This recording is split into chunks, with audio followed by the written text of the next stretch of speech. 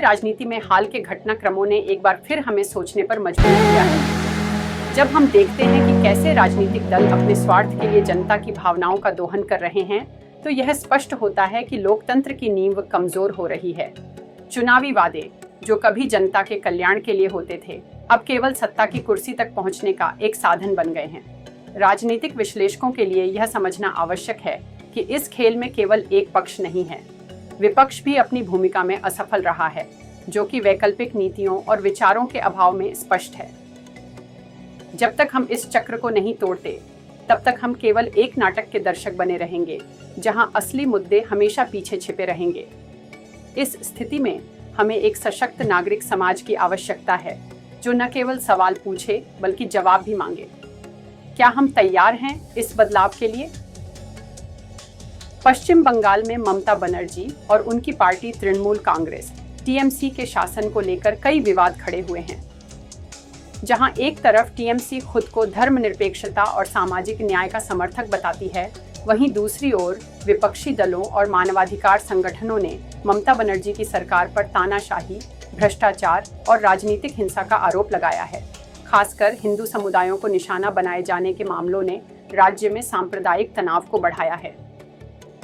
आलोचकों का दावा है कि ममता बनर्जी का नेतृत्व धीरे धीरे तानाशाही की ओर बढ़ रहा है, जिसमें विपक्षी आवाजों को दबाया जा रहा है।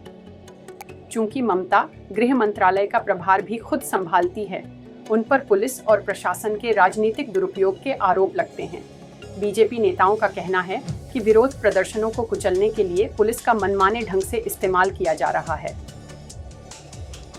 2024 में नबन्ना अभियान आंदोलन के दौरान पुलिस द्वारा की गई हिंसा और विपक्षी नेताओं को अशांत इलाकों में जाने से रोकने जैसी घटनाएं इस आरोप को मजबूत करती हैं। कई जगहों पर धारा 140 का इस्तेमाल कर विरोध को दबाने का प्रयास किया गया, जिससे निष्पक्ष शासन पर सवाल उठे हैं। संदेश खली जैसे इलाकों में हिंदू समुदायों पर हिंसा की घटनाओं ने ममता बनर्जी की सरकार पर सांप्रदायिक पक्षपात के आरोपों को बढ़ावा दिया है। बीजेपी नेताओं ने आरोप लगाया है कि टीएमसी के कार्यकर्ताओं ने हिंदू महिलाओं और समुदायों पर हमले किए और राज्य सरकार ने इस हिंसा को प्रोत्साहित किया या अनदेखा किया। टीएमसी के स्थानीय नेताओं पर आरोप हैं कि वे राजनीतिक दबदबा बनाए रखने के लिए हिंसा और धमकी का सहारा लेते हैं। इन घटनाओं में कई बार विपक्षी दलों और हिंदू संगठनों को निशाना बनाया गया, लेकिन आरोपियों के खिलाफ कड़ी कार्रवाई नहीं हुई, जिससे सरकार की नीयत पर सवाल उठते हैं। हाल ही में एक महिला डॉक्टर के साथ हुई बलात्कार और हत्या की घटना ने राज्य की कानून व्यवस्था की स्थिति को उजागर किया। जब कोलकाता पुलिस ने कार्रवाई में देरी की, तो जूनियर डॉक्टरों ने हड़ताल कर दी और मामला सीबीआई को सौंपना पड़ा। ममता बनर्जी ने दोषियों को फांसी की सजा दिलाने के लिए सख्त कानून लाने का वादा किया है। हालांकि आलोचक कहते हैं कि ये कदम केवल जनता के गुस्से को शांत करने के लिए हैं और राज्य में महिलाओं की सुरक्षा के लिए कोई ठोस नीति नहीं दिखती। पश्चिम बंगाल में राजनीतिक ध्रुवीकरण गहराता जा रहा है, जहां बीजेपी और टीएमसी के बीच कड़ा संघर्ष चल रहा है। बीजेपी का आरोप है कि ममता सरकार राजनीतिक लाभ के लिए हिंसा और भय का माहौल बना रही है। हाल के विरोध प्रदर्शनों में पुलिस द्वारा की गई कठोर कार्रवाई और मीडिया को नियंत्रित करने के प्रयासों ने राज्य में लोकतंत्र की स्थिति पर भी सवाल खड़े किए हैं।